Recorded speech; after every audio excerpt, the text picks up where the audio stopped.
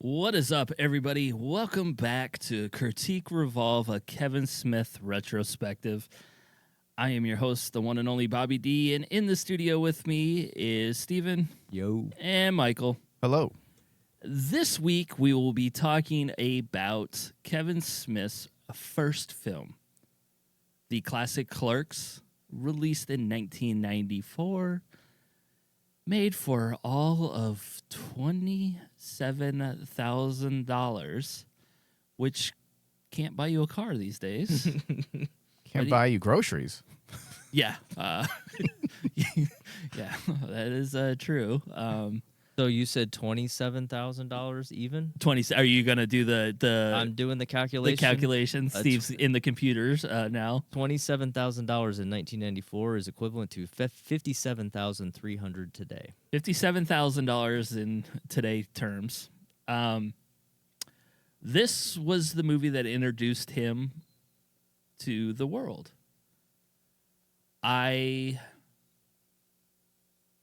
It just sounds so weird to say this, but I first saw this movie. I was probably 15 or 16. My aunt won the 3-number lottery in New York and bought a house in Jersey, and I got the movie from a Jersey video store, not knowing what the fuck it was. She won the lottery and bought a house in Jersey? In Jersey, like a typical New Yorker. Like, you can't buy property on Long Island, so you go across to Jersey. Yeah. It just seems so weird to think about. Like, I picked this up from a Clerks from a Jersey video store, not knowing what it was. Where at in Jersey did you buy? Forked River. Okay, it wasn't Red Bank, huh? No, it wasn't the actual like home. Okay. I think I would have been bragging about that more. Like, yeah, my aunt lived right down the street from him. Now, this movie for me was the innovative in so many different ways, and it spoke to me as a nerd that I had never seen before. And, like, you know, we're talking 16, 17-year-old me by the first time I saw this. And I don't think I would be who I am today if it wasn't for this movie. This is what kind of got me into a different era of movie. And it's weird to, like, kind of go back and think about it, but I remember, like, this being one of the most influential films of my Early teens, you know, 20 type thing, you know, to where I understood what was going on in this. I understand what was different between this and anything I had seen before. Yeah. I mean, I saw them out of order. I think we talked about that last time. I saw Clerks my first year of college, but I had saw Mallrats, you know, when it came out. So similarly, Dazed and Confused freshman year, and then the next year seeing this, or seeing rather Mallrats, those were very formative years, and both resonated, right? Yeah. Same with me, Bob. Clerks, it was a movement for me. Like, it wasn't just a film. It was a light bulb moment. Who makes movies like this in 1994? Like, indie films, sure, they were made, but this really was the beginning of an era, a movement of indie film that will never, ever be able to capture a moment like this again. And it was so relatable. Yes. That's the thing about Kevin Smith's movie, specifically Clerks. I mean, it's so culturally relevant for a time, for a type of person, and that's the reason why this movie just still resonates with me to this day. Yeah, I mean, you look at it, and again, it wasn't it was a box office success for the fact that it made $4 million for 27,000. That's a lot of cheddar. You know, when it comes down to it. So this was also the thing where I think so much profit. Jesus Christ. It's so much, dude. Even with the added post-production costs for, you know, film, prints, and advertisement, I mean, what, $250,000 probably total? It said it was made for 27,000. The post was 230, so it was 250,000. Yeah, I'm like, are you reading the same thing I am? It's close to, so it's slightly less than $250,000. I'm just going off of my own, like, knowledge of how much film post cost back then. I mean, So you said it made $4 million. $4.4 million in the theaters. Wait, hold 4.4 you're saying? So Wow. so in today's monies, Inflated ticket price. Box Office Mojo has that. in today's money, 4.4 would be $9.3 million.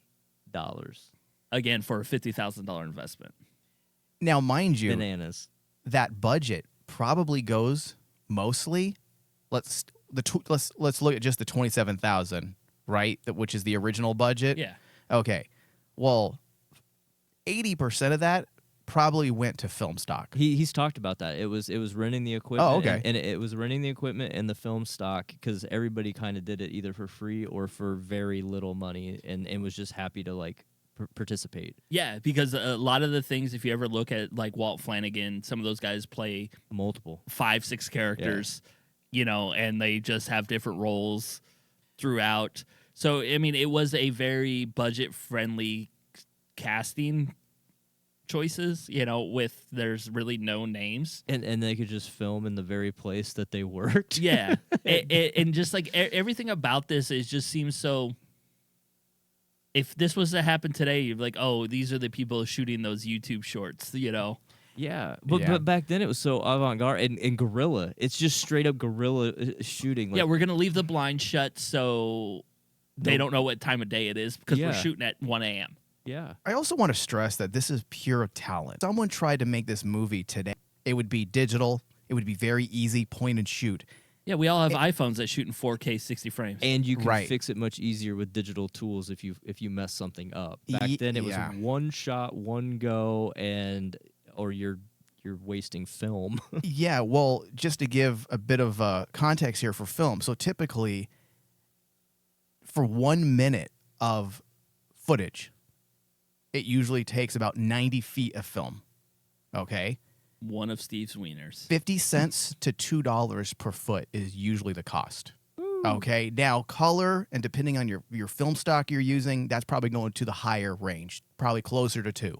Because he's operating within black and white film stock, probably closer to $1 if we're going with the higher amount. So calculate that up. How many takes do you do? Typically, you're going to do 2 or 3. So for 1 minute of footage, 90 feet at $1 per foot. Yeah, so you got to be tight with what you're wanting to do as a director. Yep. And get out of the people what you need in as few takes as possible. And I'm sure, I don't recall, but I'm sure that it was a very conscious decision to do black and white because of the cost. Yes, typically back in those days, a lot of the indie filmmakers would use black and white. It was less about the aesthetic, because today when people use black and white, it's more about the aesthetic. Back then it was because that's what we can afford. Yeah, it's far cheaper. And he had borrowed money from mom and dad, and I know he had maxed out a couple of credit cards. You got to bet on yourself sometimes. Yeah, and it was just like literally, borrow big and steal what you can to get it off the ground. Yeah. I mean, also you when I say talent, there is not only do you need to know how to direct these scenes, obviously, like Steve was talking about, being concise, being economical with how many takes you are going to do for each scene, but also you need to know how to shoot film. Yeah. It's not easy. It is today, where someone can say, hey, can you grab this camera and help me real fast? No, you have to know what you're doing. Lighting it and setting up those shots relative to the lighting. Yes. And especially on the black and white, getting the right exposure. Yeah, man. You got to read the light. You got to measure light. You got to measure the subject from the camera lens. These are things that people have no concept now in today's film, indie film circles. People who didn't grow up with film, the digital. You don't have to do all that stuff. You should.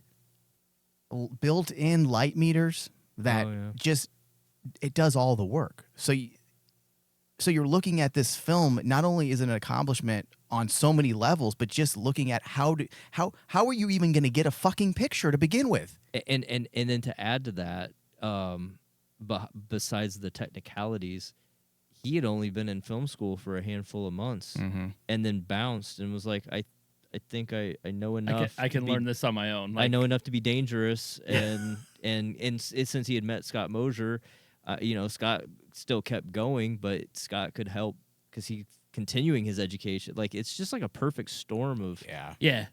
So the story of the filming, it was filmed on this Artiflex camera, SR2, black and white, 16 millimeter Kodak film. Oh, 16 millimeter. Okay, so a little cheaper. It was roughly the rough editing was due to the small budget, so that's why you see what you see, and probably some of the. You always wonder if the cuts between the major scenes that are followed by the word thing that pops up has to do with what they're doing. It was shot in 21 days. Oh. The whole thing. That is quite the feat. So the story of it, if you guys haven't watched, it's basically a guy that was called in on his day off, and he's hanging out with his best friend who runs the video store right next to the convenience, to the Quick Stop. Randall Graves is the greatest thing that's probably ever happened to me. It was the closest thing to my sarcasm that has ever been on film. He is still, Jeff Anderson is the man who portrays him still to this day. And he, with Kevin Smith's writing, was just like, this was everything that I was as a person, and pretty much still am. And we talk about like the dialogue and everything that goes into it, because what Kevin Smith did is he wrote about his friends, and everything in there was something that he had experienced in his life.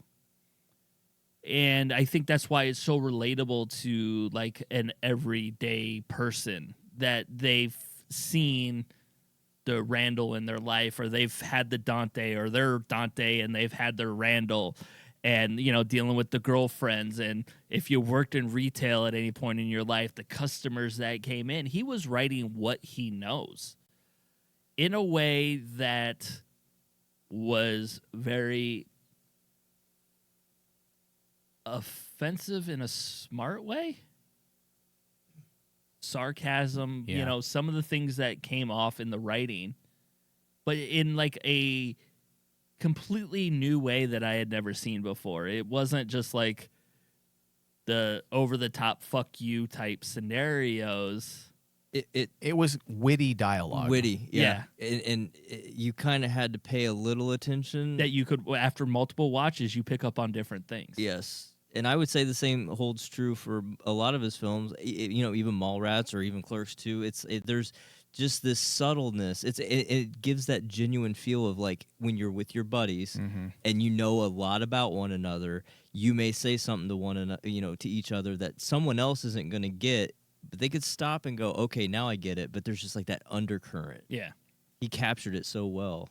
I've always said that Kevin Smith is a far better writer than he is a director. He's a good director, but his writing and the way he captures, even though his dialogue is heightened in the sense that it's ultra uber clever and witty, it still is realistic to the people he's writing those lines for. He has a like the way he writes has a very poetic nature to it, so to speak. I don't know how to lyrical. Yes, there's a word. I was thinking more limerick or but yeah, I get what you're saying. There's like a lyrical rhythm to it. Yeah.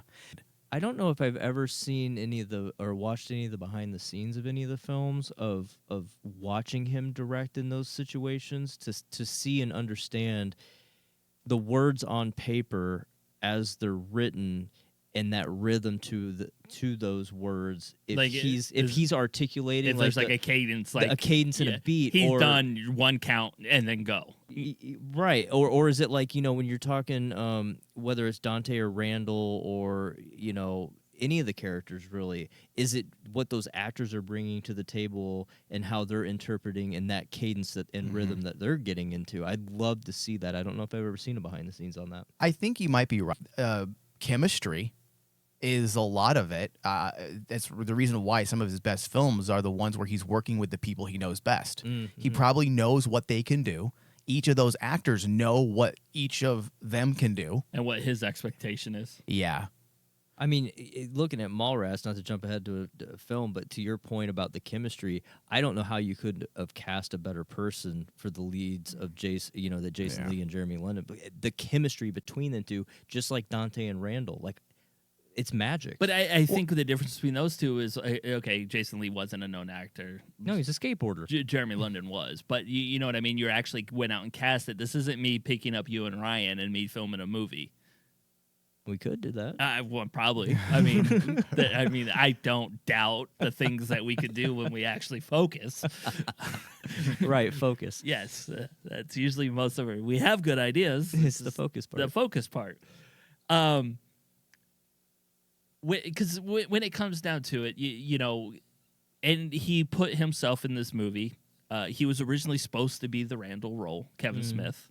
Oh, really? Yeah, That I did not know. Yeah, because he wrote it. The Randall is Walt, right?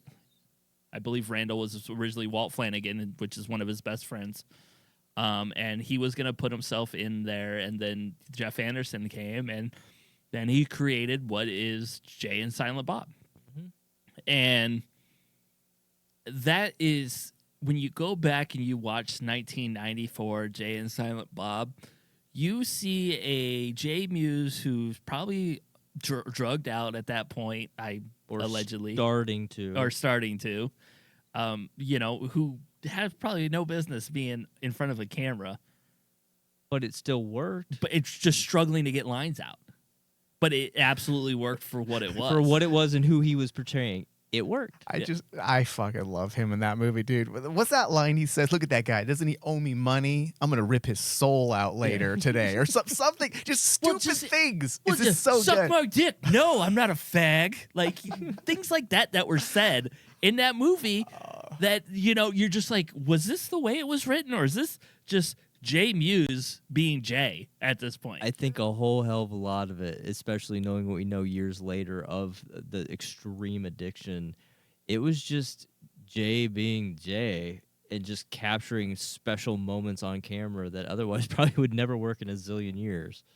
Yeah. I think Jason Mewes has never, and maybe it's his addiction, but I always had thought, well, in the 90s I always thought he would make it big because I thought he was so fucking funny and everything he did. I always felt like it was bizarre that he never actually got famous. Well, now we know why, though, right? Yeah, because of his addiction problem. Check this out. And, we'll always sprinkle little facts about the film. When Miramax bought Clerks, they did not want Jay on the road with them because they thought Jay would scare away the customers. Dude, they believed he had no commercial appeal and would scare audiences rather than entice them to come see the film. And yet he became the franchise in a lot of ways. In a lot of ways, became a face of it. Yeah, it goes to show you that studios really don't know.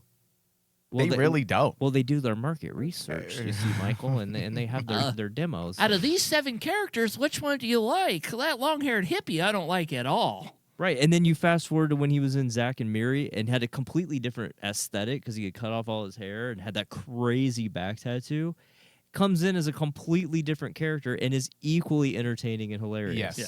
Like he had something if he would have just like been able to not have the addiction. Yeah. I mean, but that's unfortunately that's the road that many people go on. Yeah. Hence, I feel the same way about Jeff Anderson. Is that his name? Jeff Anderson. The guy who plays not Dante. Randall.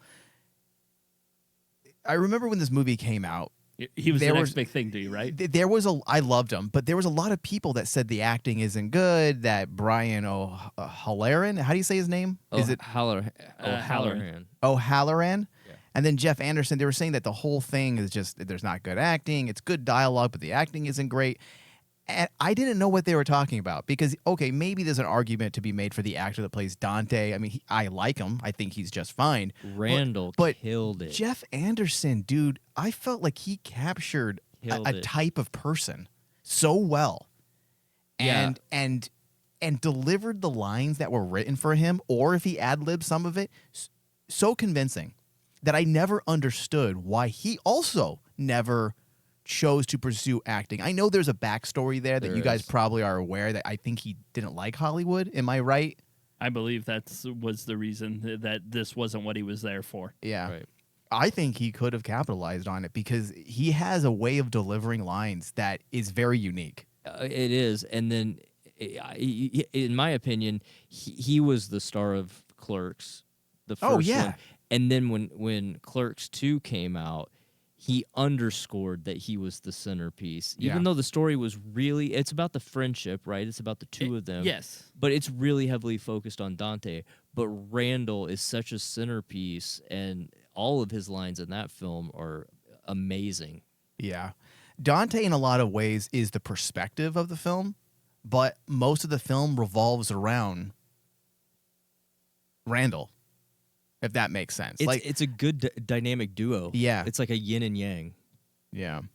It's funny because I recently, I always test things with my kid to see if old movies still work. Mm-hmm. And I recently played a couple snippets from Clerks 2 Okay. for my son with no context, just to see if it resonates. No context, Clerks 2. No context. Why is that guy tucking his dick in No, between his legs? not that. Come on, not that stuff. I played the whole Lord of the Rings, Return of the There's Kings. only one trilogy. I played that whole bit for him, and the moment Randall starts talking, my son has a huge smile on his face and cannot stop laughing. I made the Lord of the Rings kid puke. Did it resonate with him? Did he go, I understand where he's coming from, or was he more on like the other kid's side? He never really has gotten into Lord of the Rings, so probably with the Star Wars side. But the point is that it worked. The character holds up. Yeah. What about the donkey show? Did you like that? I didn't show. I showed him the stuff that's appropriate for a 6-year-old. Yeah, Clerks 2 will be another one we'll have to get into because by the age of 16, I knew what a donkey show was. Jesus. Because of fucking Bachelor Party. I watched Bachelor Party as a very young lad. Yeah, my son's very sheltered. I overparent. Oh man! All right, we'll have to have a Bachelor Party showing for the kids. For the kid. yeah, why are they all here? We're watching a movie. It's a kid's night. Now grab a Coors and sit down.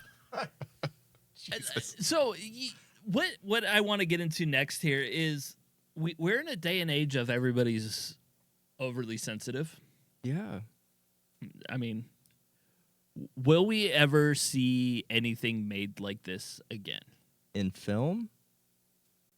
Because I would say, like, in television, there's look, I've never been a South Park person ever, but apparently that's still happening. But that's a South Park person that they've established themselves early enough that this is their thing. This is their thing. Okay, fair. But you're saying something new coming like, along. Will we ever have the next Kevin Smith come up with this kind of dialogue, this type of feeling? Like, is there, because to me there's nothing like this movie that I've seen in forever. And I might have sent the reel to both of you, but there was an interview with Matt Damon who said that these movies can't get made anymore because he stated that we used to know we were going to take a loss in the theater and that we would have a run for DVD sales at the end. And that doesn't exist anymore, so nobody's willing to take a risk. Everything's got to be the safest of safe bets, and that was on Hot Ones that he talked about that. Yeah. And I was going to say, like, I was talking the other week about Aqua Teen Hunger Force to some people at work. Mm-hmm. Is that still on? I don't know if they're still making new episodes, but you can watch it on HBO. And they're several years younger. Some of them are 15, 20 years younger than us. And they hadn't heard of it. And I was like, oh, gosh, you got to go watch this episode. And the more I thought about it, I was talking to him, I was like, well, wait a minute. In the context of today's television and what people are willing to take a risk on, I had to step back and go, outside of something like Rick and Morty, which is still relatively new in time frame-wise, there's nothing close to what that era of television and film was 20, 25, 30 years ago in terms of those risks, right? Yeah. Whether it's Aqua Teen or anything that was on that Cartoon Network, Adult Swim stuff, these types of films, It's Always Sunny as like an FX production was like one of the last things besides Rick and Morty before things just now is ultra safe. Yeah. I mean, so I don't know, to answer your question, I don't know if anybody has the guts or financial wherewithal. I think that last bit you said hit it on the head. It's all about the financial. And if we somehow find a way to justify risk, whether it be social risk or financial risk, it has to come from the financial side. So But you'll see all these people who are afraid to do certain things. It'll go away once the money's there again. Now, here's what's fucked, though, Mike. they're losing money left Yes. right at this point. They So why are. not bet on 27,000 or 50, whatever? Look at the sheer Yeah. volume of garbage that was produced on film back in the late 60s and throughout the 70s. It was, and arguably, Mike, right through most of the 80s, it was Yeah. just, and maybe even early 90s. There were several decades there of just garbage in volume. 80s and early 90s is considered some of the worst time in movie history Just tons of garbage. when it comes to quality, yeah. And clearly money was being spent and extremely wasted in that time frame, and that we did the math on the money, right? We know that the money was worth way more back then, but people were taking the risk. And now it's like it's become so money conscious and risk mitigation focused. But then you look at what Disney just did with Deadpool and Wolverine, and they made gazillions of dollars. Yeah, but then So- you look at something like Madam Web, which you could have produced Clerks 50 times over. But that's my point. Like, you thought that was a sure bet because of the IP attached to it, but it was IP that first nobody cared about, but then you made a turd. So that was a bad risk mitigation. But here you might have this young talent that has this really interesting idea or story, and you're not going to take a risk on that because it's an unknown IP and Yeah. like what? They don't care about any of that stuff. It's They like, don't care it's- about making art. It's like what Bob just had started the conversation about, or using as an example what Matt Damon said. They were willing to take risks because even if the movie didn't do well in the box office, Make it on the back end. they will make it in the back end. There were so many different. They were called distribution windows. Yeah. That we don't have those windows. Yeah, there's no anymore. Blockbuster, there's no Best Buy. No, like, but you know what there is? early. And I sent this to you earlier, Bobby. I don't know if Mike saw it. Chick-fil-A and their new streaming service. Maybe they'll take the risk on the next Kevin Smith. Or maybe OnlyFans TV, because they have their own streaming service too that has nothing to do with nudity. Just shoot me, please. You know what I mean? Like that's what you get at, and then me and Mike were talking earlier about the fact is like I was a movie store geek. Like I would Same. ride my bike down to Yep. Blockbuster. I would run straight back to the new Adult? releases. Oh. New releases just because so dumb. I always try to sneak a peek. Oh, yeah. Blockbuster didn't have it. That was the local Dude, store. Why are boys so pervy, dude? Why are we this way? We were Why? we were underage with that. You had to like kind of sneak a peek in the curtain, and But why did we have to? And just Why- Because we Hope you wanted did- to see tits, But man. We were why? teenagers. Why? Why are we like this? Because Why are we tit- wired this way? because tits are the perfect target. We've- Look, when you're a hormone-filled teenager, you're thinking one thing: Yeah. tits. yeah. But yeah, same. You would go to Blockbuster. I would run back to the new releases just because they only had limited amount. Yeah. And then I would walk every single fucking aisle trying to find something new to watch. Did they have limited? I thought Blockbuster was better than most. Where if it was a new one, they had more volume. No, but of the they new would always ones. be out faster because everybody would wanted go to see there. it. That's what I meant. Like, Okay. because those would always be the 2-day rentals. And then I would go back by the return thing and be like, yo, did anybody return? Same. Yeah. Yeah. Is And it, then grab it as soon as it came in. yeah, grab it. Hey, can you look in the computer and see when that's due back? Like, I was that kid. Yeah, Yeah, so was I. yeah. Me You too, don't man. have that today. Me and Mike were talking about it earlier. It's just like you could infinitely scroll through Netflix, but Netflix is only going to give you your algorithm. Yeah, and that's It is a bitch, yeah. That's a huge problem, Bob, because as you were mentioning, back in the day, you go in the Blockbuster, and there's oftentimes you would find a movie that you weren't looking for, or even maybe a genre that typically you wouldn't watch, but it popped out at you because the box art, The the chick was actor. hot.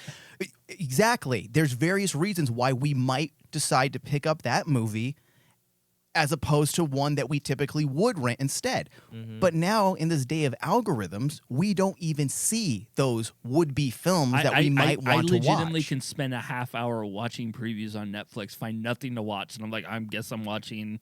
Go back to tried and true whatever. Yeah, whatever TV show I've seen 17 times. I fuck with the algorithms now on Netflix. I literally fuck with the algorithms by clicking on movies purposely that I don't watch. Just to see if anything good pops because up. I want more options. I don't want to just see options that they think I like because I have a diverse taste in film. I want to see all those choices. So I started digging last week. I started digging through the entire Netflix library. There are so many fucking movies on there that I had no idea were even there. Movies that I rented, I paid money for because I didn't know they were on Netflix. And to add to your point about going in...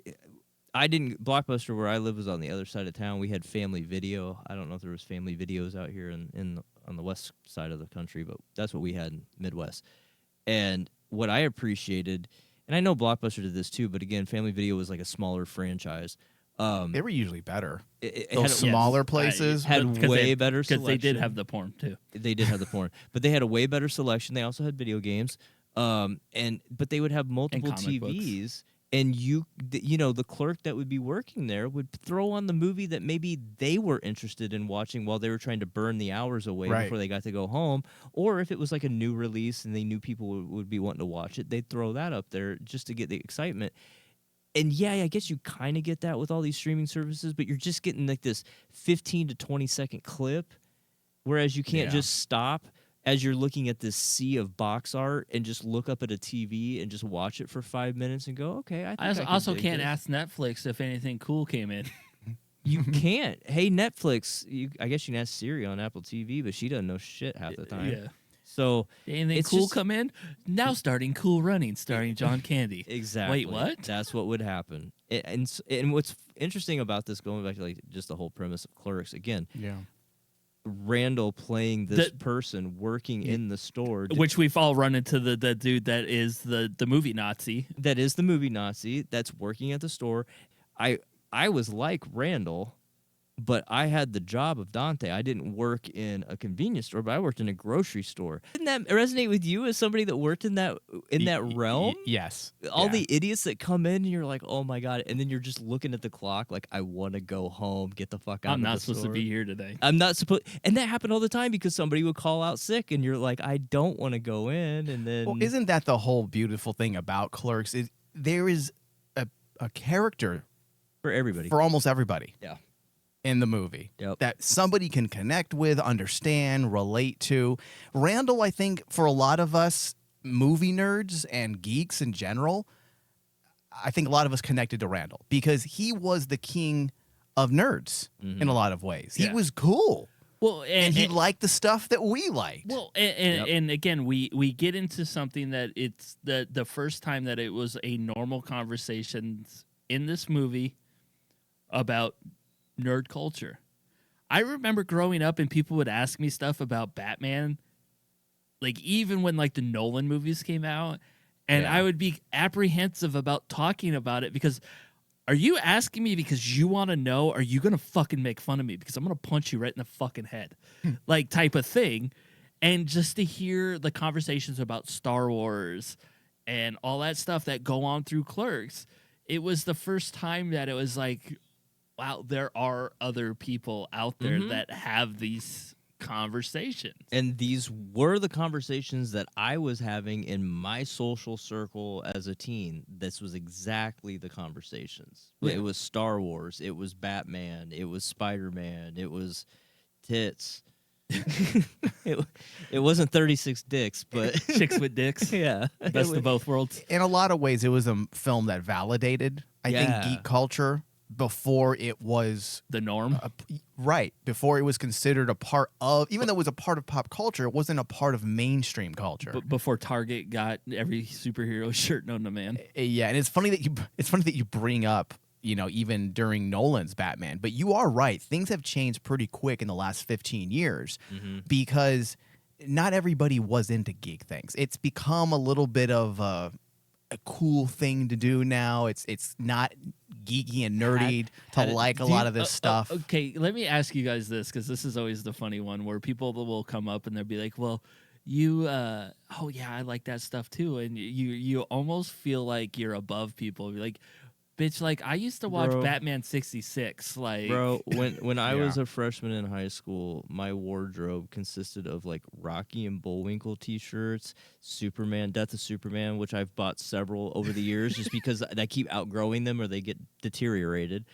You know, my line of clothing through my middle school and high school years was that kind of garb, and I was there was only a few of us that wore that kind of shit. We were the outliers. Yeah. We were the true nerds. And then, Mike, to your point, 15 years ago, you know, as the Nolan trilogy and the Marvel universe kicked off and become successful, it brought all these people to the fold. But then all of the people like us that were in hiding, you know, we were able to come out of the closet, like, so to speak, right? It was our gay revolution. It was our gay revolution. Like, we could participate and be out there. I could wave the nerd flag. Yeah, we had our flag that we were trying to wave, but, like, you know, we would just get made fun of or, like you said, beat up or whatever. Yeah, you're just you wonder when people like I legitimately used to wonder when people would ask me, like, are you doing this so you could try to make fun of me at the end of this, or do you really want to know? Because,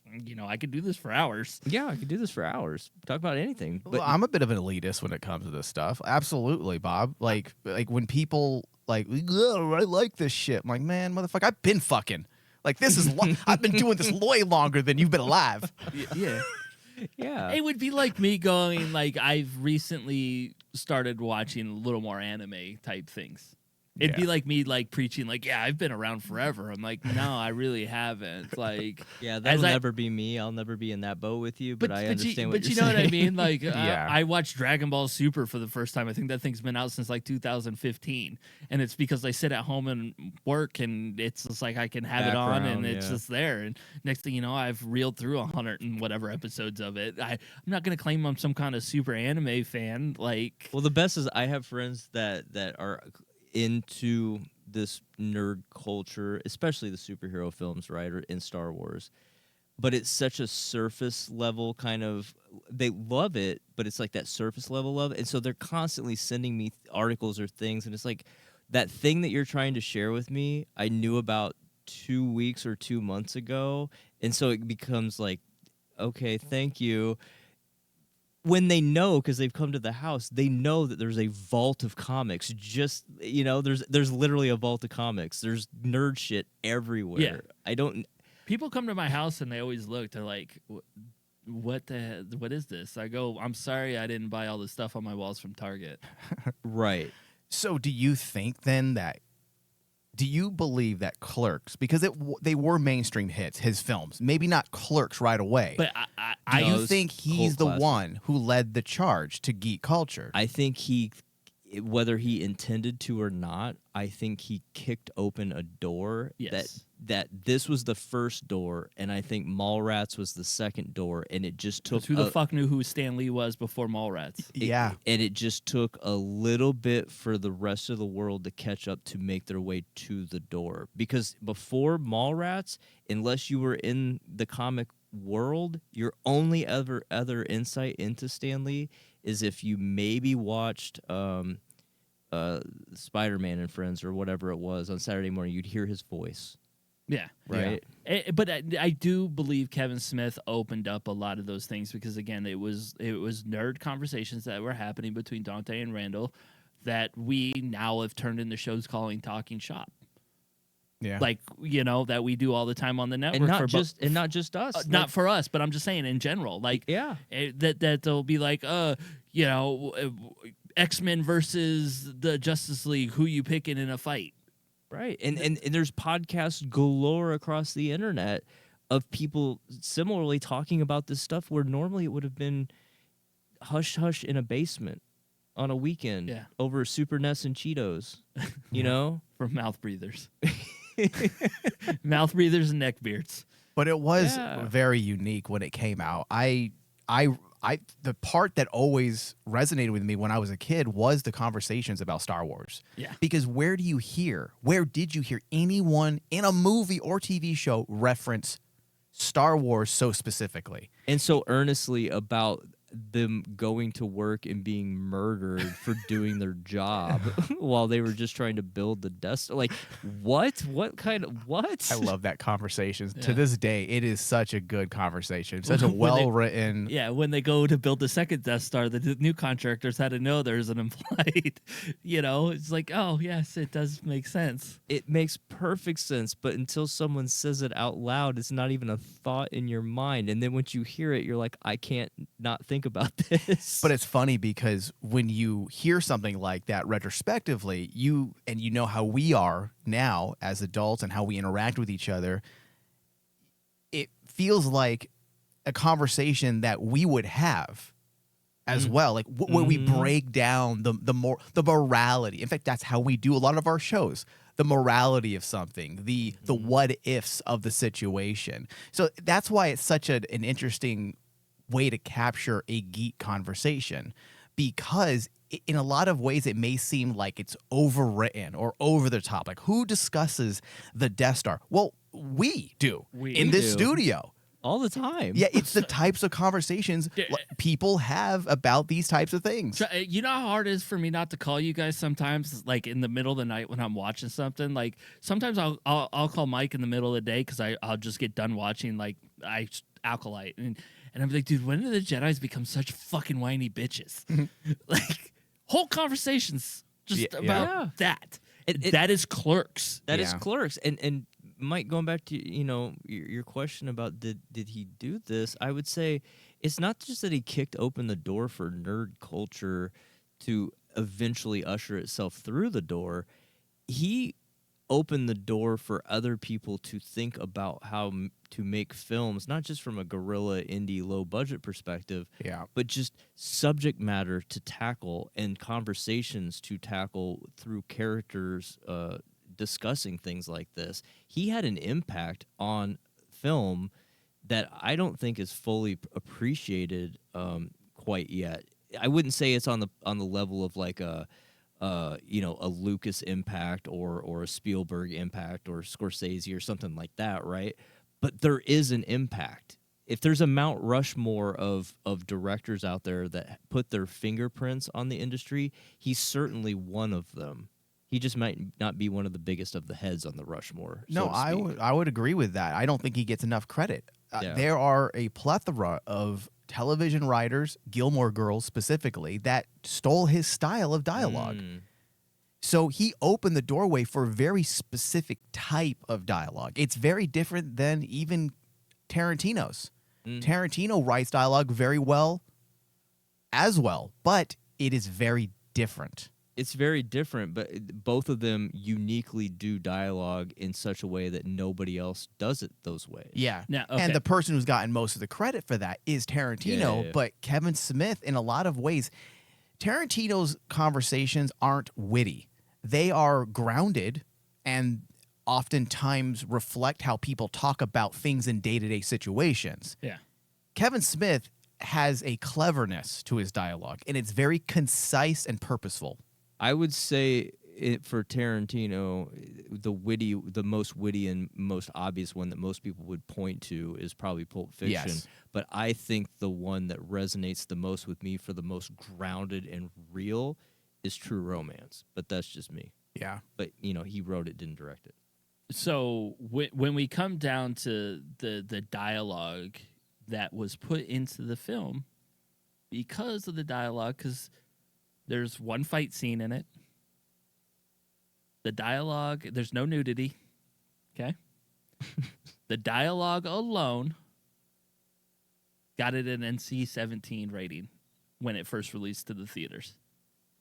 It did? Is it because of from the explicit dialogue? Really?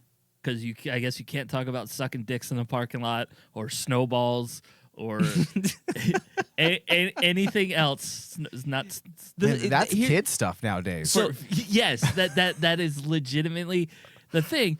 The funny thing, and when I was like looking through some of the stuff, good old Alan Dershowitz was the one who sued the rating system to get it lower to an R for Miramax. No kidding. That might have hurt the film if it actually went its whole. Now, was it released as an NC-17, or is that what the stamp of from the MPAA? They originally gave it an NC-17 rating purely based on the film's explicit language. Despite the rating, the movie contains no violence other than the Dante Randall fight, no nudity.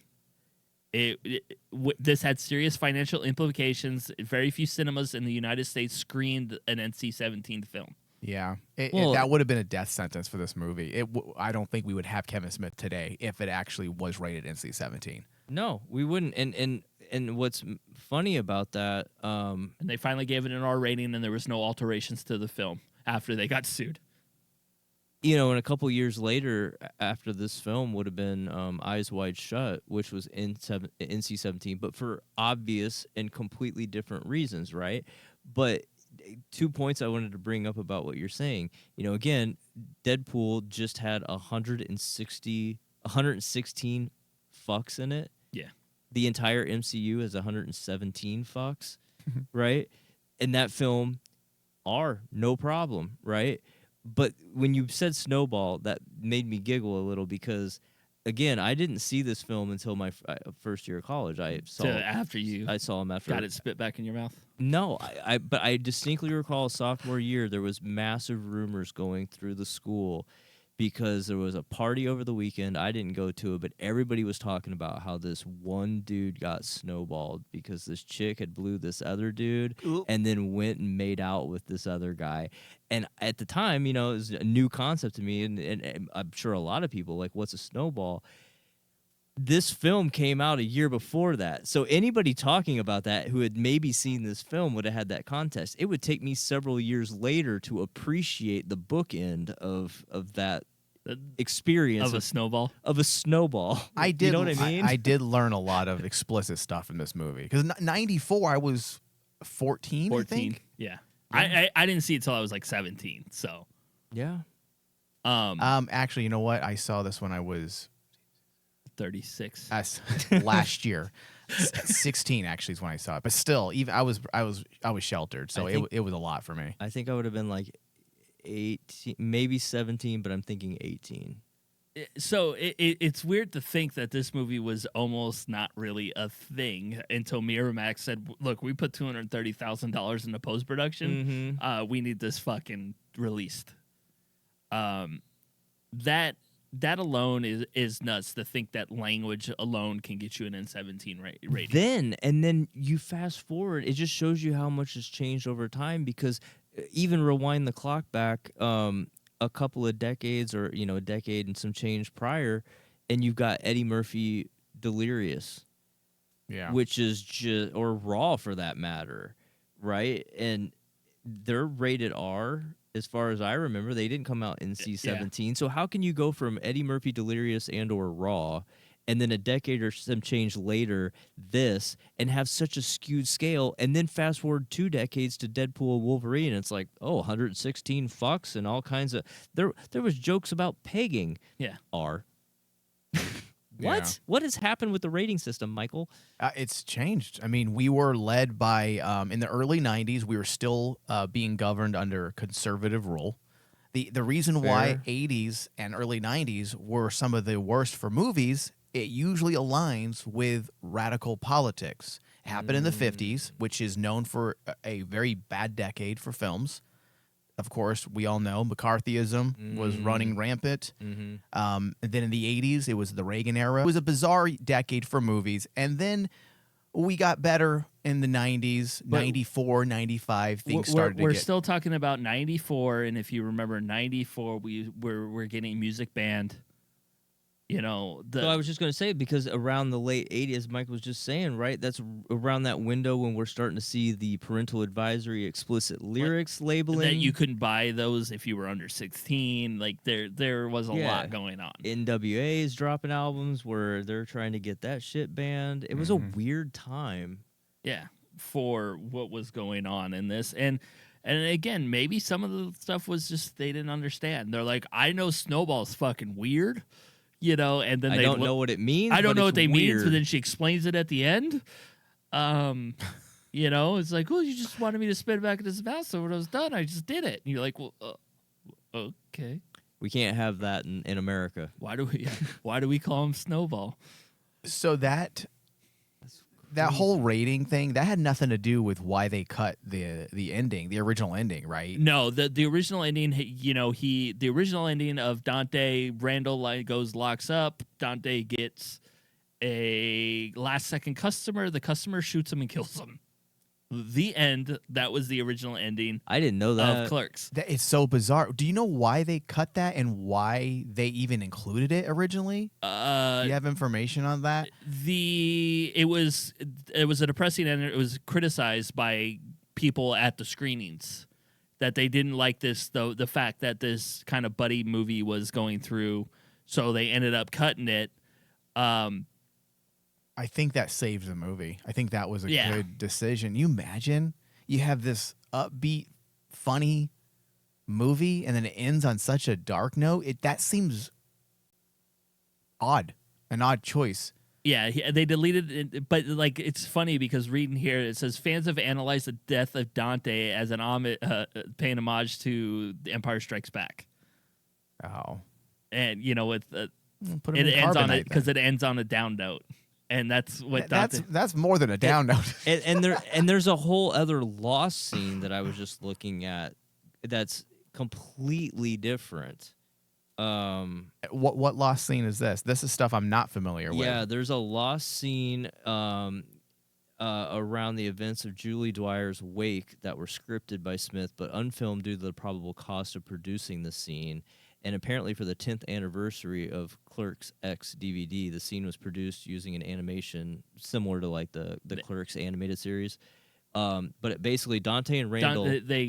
Randall does something to her boob or something, right? No, it says Dante and Randall, after hearing of the death of Dante's former high school flame, Julie Dwyer, go to her wake. At the wake, Randall picks up some death cards from a table and discusses collecting them like baseball cards.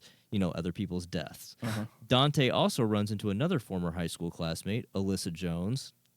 That's a nice wink to a future character. Alyssa tells Dante that she was going to see Julie's appearance on Truth or Date, see Mallrats, before she learned of her death. Randall walks over to the two and greets Alyssa with, "Hey, finger cuffs," prompting her to angrily storm off. As Dante and Randall wait in line to see Julie Dwyer's casket, Dante recalls the time he and Julie were caught having sex by her parents. When the two arrive at the casket, they question the choice of Julie's funeral clothing, a tube top, and Randall decides he's bored and wants to go to the car. Dante throws him the keys, but Randall misses the catch, and the keys fall into Julie's pants, in the casket, by the way. Dante reaches into the pants to find the keys while Randall rubs his shoulders, making it seem like Dante's upset. Julie's father pushes Randall out of the way, and after seeing Dante's actions, pounces on him. Randall is then pushed by Mrs. Dwyer and bumps into Julie's casket, which topples over, as does Julie's body. Okay, that's... it's a long scene, but the whole point is they fucking knocked over the casket. Yeah, I remember that. I was not aware of any of this. Yeah. And that would have been funny. It would have. They speed away in the cartoon. I remember the cartoon. That would have been awesome. So they put it back into the cartoon? No, they animated it. They animated it in the cartoon style and added it to the 10th anniversary DVD as like a extra scene or whatever. Oh, okay. Like a behind. But they didn't put it into the movie. No. It wasn't. Okay. It wasn't a. God, I didn't even know the last movie that did that. Where they would an go animated sequence. Yeah, an animated sequence. Kill in the Bill. Yeah. Yeah. So see, that actually sounds really funny. Do we know why it's lost? Like why? Well, they said it's just because it was probably the assumption was it was probably too expensive to. He couldn't shoot it in those two locations that he had. Right, you got to go get a funeral home. Well, nobody works at a funeral home, and then you got to get a casket, and those are fucking expensive. And then you got to cast other people. Right, other people that aren't core to the story. Yeah, it would have shot up costs. Yeah, it would have went to $31,000. He ain't got no more credit cards. No, he was out. But overall, like I said, I believe this movie for me was probably one of the most influential things, and it was something that I continuously watched, over and over again, and made me become a fan of movies and Kevin Smith. Now, like I said, you don't see things made like this today. Mm-mm. And when you go back, I want to say it's like a 90% on or 70% on Rotten Tomatoes. I have to go back and find that. It's what on Rotten Tomatoes? I think it's either 90 or 70. I don't remember. They have a weird. I'm looking at it right now. Okay. But what Michael? What would you give this on our Rain Man score? Just as a movie, not nostalgia, not what it meant to you, but just overall as a film. I caught you off guard, didn't I? That is very difficult because I truly love this film, but also it's not a great film, but it is. There's I'm not even sure how to word how I feel about this movie because I've never had to think about it critically like that. So it's probably I mean, there's so much skill that goes into it. The dialogue, the script. The acting's not the greatest, but it's probably made up with the dialogue, the overall story of the but a buddy movie that is done in a way where one buddy is pining over a girl. He has a girl. There's a girl that he wants. There's tragedy in this thing. There's comedy. There's so much going on in it. But is it really we know it's not his best film? It's not a great film. When you put it that way, there are a lot of problems. I wouldn't call it amateur. It's not amateur work whatsoever, but it is a low budget indie film. And when you're making a low budget indie film, it's kind of hard to make 100% work. And that should be clear to us because look what he has done as he's moved through his career. And it's one of those ones too where I think to your point, it's a matter of money. You got to watch it a few more times.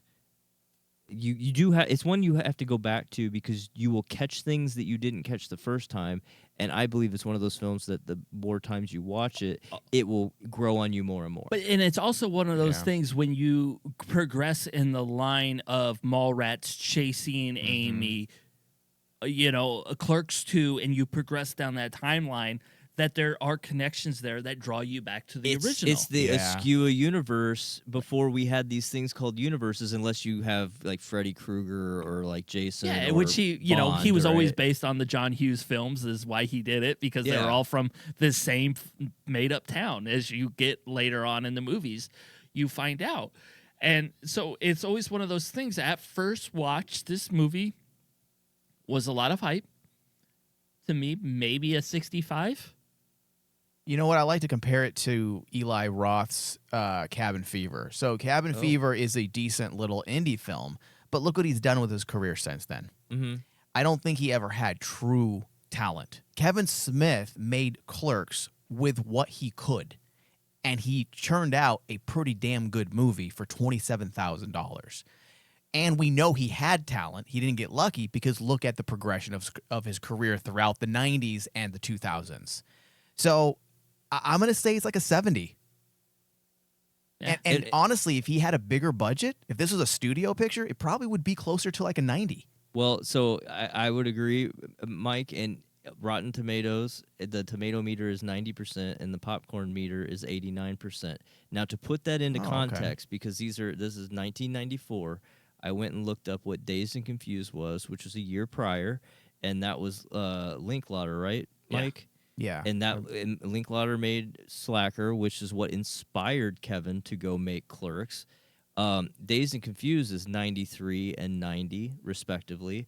And then just to round it off, because, again, it's in the same year time span, Pulp Fiction is 92 and 96. Which are all three great. All three are great movies, rewatchable, and everything else. Yeah. But, again, if I was to go sit down for the first time and watch it, if, Mike sending me to the screening. You're gonna watch this new movie called Clerks. Okay, I see what you're saying. So completely isolated from context, just this movie in itself. Yeah, if you were to tell me, you're like, you've had me come into this studio before after going to a thing, and you're like, what did you tell Lee? I didn't tell her anything because I left because I don't know what I think yet.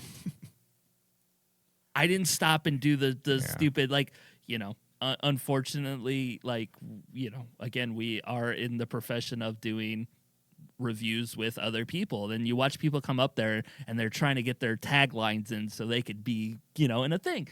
I don't say that shit. I never say that shit. If I don't like it, I'll tell them I don't like it. If I don't know, we'll send you something. Yeah, I just don't know yet. I have to marinate on it. And I think this is one of those films to where if I was to watch it, I'd be like, I understood so many parts of it, but I feel like something's missing. There was certainly when I watched it, because I remember distinctly the room and where I was in my apartment when I watched it with my roommate in college. And there was certainly... Who's on top? There were certainly scenes like the Star Wars banter and the 36 dicks and all those things. The tranny talk. Like there were scenes that popped out at me that I enjoyed, but after watching it, it wasn't like I walked away thinking that I loved the film. That was not the case at all. Whereas Mallrats, again, I watched that one first. I watched that repeatedly throughout high school. Yeah. Like, same with Dazed and Confused. Both of those I just repeatedly watched. It took many years after Clerks and going back to your point to appreciate it, and then Chasing Amy and Clerks 2, and then you just kind of have this whole world that you're drawn to because there is connective tissue. So your enjoyment for Clerks is based on, or your continued. It grew because the other ones. It's no different. But Bob, you're saying you want our thoughts on just this film individually and try to block ourselves from all the history. Yeah, like I'm not trying to fanboy here. I want to know what people think. 67%. I was gonna say like 65, 60 for me is what it probably would have been at that time. Yeah. Because it is what it is, and it is what it is today because of things. And look, we between the three of us in this room, we've probably broken down 1,500 episodes of random ass TV shows that we have talked about the fact that this TV show could be the greatest thing ever if there's follow through, or it could be the worst thing we've ever seen because there is no follow through. Clerks is probably that in that road of like, hey, this was a good start. Let's see where we go. Not knowing we were going to get in an expanded universe. We got an expanded universe. Man, this was the foundation of it. Yeah. And it makes a lot more sense now as you become a fan of the man, and it moves on and you see the progression in the movies. And that's why I wanted to start with this for our retrospective, because this set the groundwork. It got his name, characters in our head. Fuck, Jay and Silent Bob are back in Mallrats. I want to see what they're doing at Mallrats now. Why are they in Mallrats? It's not Clerks. And showing up in Chasing Amy, and then showing up in Clerks 2, Dogma. Like every film, I love that. There's a through line with these two. Yes, but again, it makes each of those films stronger because it's just like things that you hear that were in Clerks show up in Mallrats, which show up in Chasing Amy. Did they show up in Jersey Girl? No. Okay. Damn, missed opportunity there. So, they barely showed up in Chasing Amy. Yeah, but I believe it was the end, right? Yeah, but they were the idea of the comic book. Yeah. No, they were in it quite a bit, but I thought it was like the ending in a coffee shop. It was the coffee shop. That was it. Well, but as a subject matter, they were central to the They story. were basically the empire, the emperor. Yeah, just show up at the end and do things. No, go ahead. I had thoughts. Go ahead. Anyway. So, again, I'm going to call it good on this part of our Clerks Kevin Smith retrospective. Again, it is a place setter for what this universe grows to, the stories that come out of it. And again, a lot of the other movies are based on conversations that are in this film. It's innovative for what it is, and would it be made today? Probably not, but I was glad it was made in 1994. I almost said 84. we live in 1984 right now. Yeah, They're all listening and watching. shit. But so that'll do it for this Critique Revolve. Thank you guys for listening, and we'll be back with more Kevin Smith retrospective later.